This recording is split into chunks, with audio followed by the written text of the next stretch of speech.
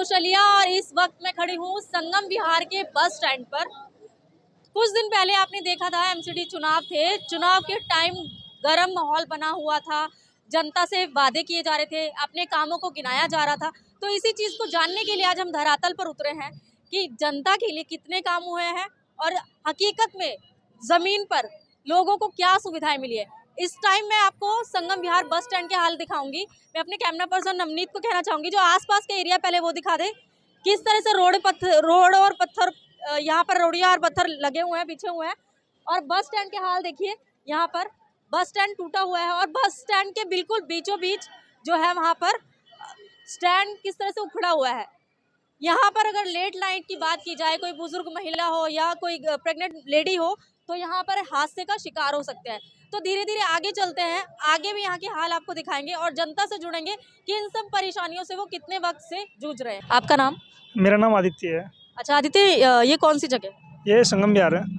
कितना टाइम हो गया आपको यहाँ रहते हुए? यहाँ पे मेरे को 18 साल हो गए। अच्छा, तो 18 साल में अगर मैं यहाँ के माहौल के बारे में आपसे जानना चाहूँ तो आप किस तरह से बताएंगे? संगम विहार को ज़्यादातर लोग संकट विहार भी कहते हैं, तो ये इस बात से आप सहमत हैं? हाँ जी। 18 साल से रह रहे हैं तो इसी शब्द के लिए आप सहमत हैं?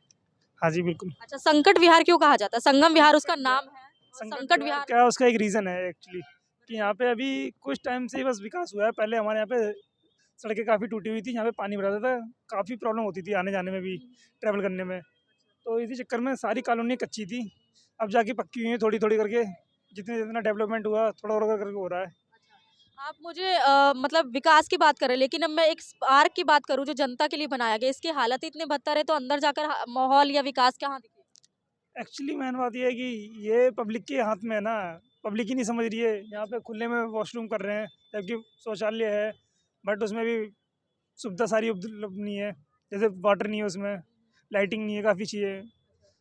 लोग जब दूसरे को दिखलाते कुछ और चीज़ नजरिए दिखलाएंगे तो फिर उसमें कौन जाएगा फिर उसमें। अच्छा, जैसे अगर मैं यहाँ की नॉर्मल जो व्यवस्थाएं होती है, बिजली, पानी, रोड, इनकी बात करूँ तो यहाँ कैसा है सब? पहले तो नहीं था बट अब काफ़ी बेटर हो गया है पहले से। हाँ। आप आई थिंक स्कूल के स्टूडेंट हैं शायद। या अच्छा, तो स्कूल के अगर मैं बात करूँ, सरकारी स्कूल है कि आप प्राइवेट स्कूल से? सरकारी है अभी हमारा। तो वहाँ के स्कूल के माहौल कैसे बदले? क्योंकि मनीष सिसोदिया जी कहते हैं हमने स्कूलों को बहुत बदल दिया है, रूपरेखा बदल दी है स्कूलों की, तो आप उससे सहमत हैं? हाँ जी, स्कूल तो काफ़ी पहले से बेस्ट हो गया है।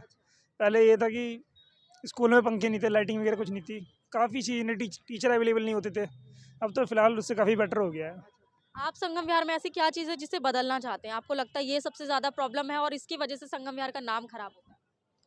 यहाँ का कल्चर और लोगों का वातावरण सबसे ज़्यादा। यहाँ का लोगों का व्यवहार गलत है और ख़ास करके यहाँ पे ऑटो। अब इस वक्त मैं आपको जनता के लिए जो पार्क बनाया गया है उस पार्क की हालत दिखाना चाहूँगी। मैं कैमरा पर्सन से निवेदन करूँगी कि जो आसपास का जो पार्क का पूरा एरिया है वो दिखा दे। कितनी खूबसूरती का माहौल इस पार्क में आपको दिखेगा। जगह जगह गंदगी है, गड्ढे हैं और साथ ही साथ किस तरह से कूड़ा कचरा जो मलबा है वो डला हुआ है। पार्क को लोग इस तरह से इस्तेमाल करते हैं कि थोड़ा सा टहलने आए, घूमने फिरने आए, आपस में थोड़ा सा जो माहौल है सैर सपाटा हो जाए। लेकिन यहाँ के माहौल देख सकते हैं, गंदगी से भरा हुआ माहौल है। और साथ ही साथ अगर कोई बुजुर्ग इंसान या कोई बुजुर्ग महिला यहाँ पर आती है, जिस तरह के गड्ढे बने हुए हैं, आप नवनीत से मैं निवेदन करूँगी जो इतना बड़ा गड्ढा है, जो मलबा जिसके अंदर डला हो, उसको एक बार दिखा दे।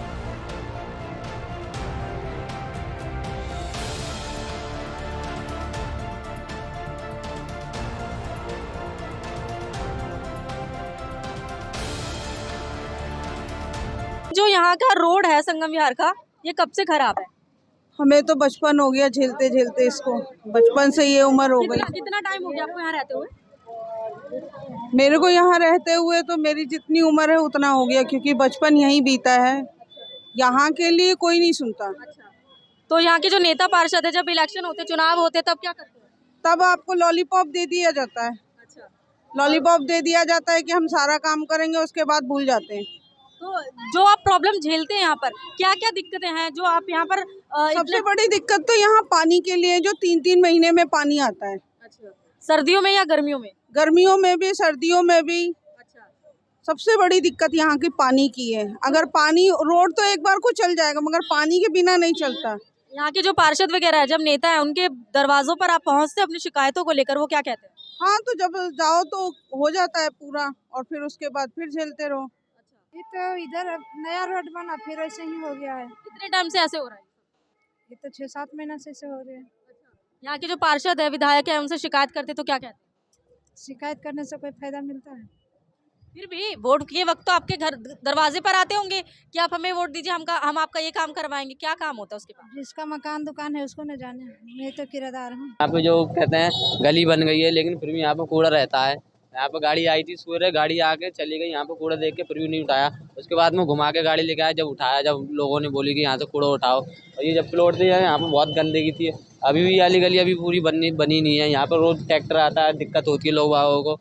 ये पतली गली भी खुदी हुई है, ये दिक्कत नहीं बनी है। और क्या कहते हैं, पानी आता है, कभी पाइपलाइन यहाँ की टूट जाती है, कभी वहाँ की टूट जाती है, पानी की भी दिक्कत है। ने घेर रखा है, यहाँ जितने भी हैं गाड़ी जाम लग जाता है, रोज ही ना परेशानी होती है। आधी से ज्यादा जगह घेर रखी है फालतू में। तो इसके लिए कोई ऑब्जेक्शन ही नहीं उठाता है यहाँ पे, बल्कि और गाड़ी वालों को गाली मिलती है कि यहाँ गाड़ी क्यों लेके आए हो, यहाँ क्यों लगा दिया। अरे रोड पे नहीं चलाएगा आदमी, गाड़ी तो के सर पे से ले जाएगा पर अपना सामान अंदर नहीं होगा। ये फालतू की जगह घेर रखी, 4-4 जीने बाहर है सबके, तो फिर गाड़ी कहाँ से निकलेंगी। चक्कर ये है। कहीं ना कहीं इसकी वजह से भी जाम वगैरह वाला जो जाम इसी से लगता है ज्यादातर। ये रोड जो हमारा कम से कम बहुत चौड़ा है, लेकिन ये दुकानें वगैरह गाड़ी वाड़ी खड़ी रहती है, इस वजह से दिक्कत से ज्यादा आती है। पीछे मेन रोड से आ रही थी, वहाँ पर भी जो देखा रोड बहुत खराब है। वहाँ का जो पार्क है मेन रोड पे जो बना हुआ है, उस पार्क की हालत इतनी गंदी हो रखी है। गंदी हो रखी है। तो मतलब आप लोग कभी जो आपके यहाँ के पार्षद हैं, जो आपके यहाँ के नेता हैं, जो अधिकारी हैं बड़े, उनसे कभी शिकायत नहीं करते? उनसे जी हम तो कुछ कह नहीं सकते, जो भी है वो बड़े लोग ही कहते हैं। लेकिन यहाँ के जो क्या कहते हैं विधायक हैं, अभी ये थे नीरज गुप्ता जी,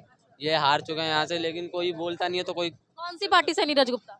ये कमल, हाँ तो वो अभी जो एमसीडी के चुनाव जीतने से पहले या पहले से ही थे?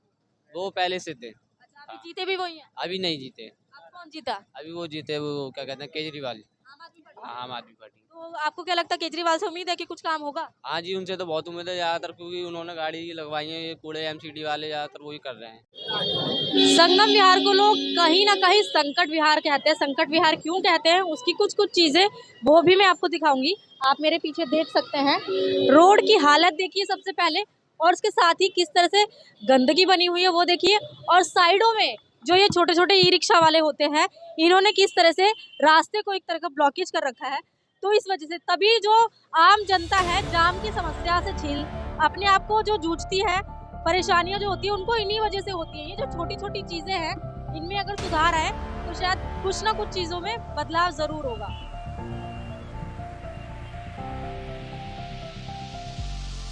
यहाँ पर जो गंदगी का माहौल बना है, गंदगी के माहौल के साथ पार्क में आपको एक चीज़ और दिखाऊंगी। जो तिरंगा, जो हमारा झंडा है, देश की शान है, वो भी लहरा रहा है। लेकिन उसके सामने जो गंदगी, कूड़ा करकट और कचरे जैसा माहौल बना हुआ है, तो वो आपकी नज़र में क्या दर्शाता है, एक बार कमेंट ज़रूर कीजिएगा।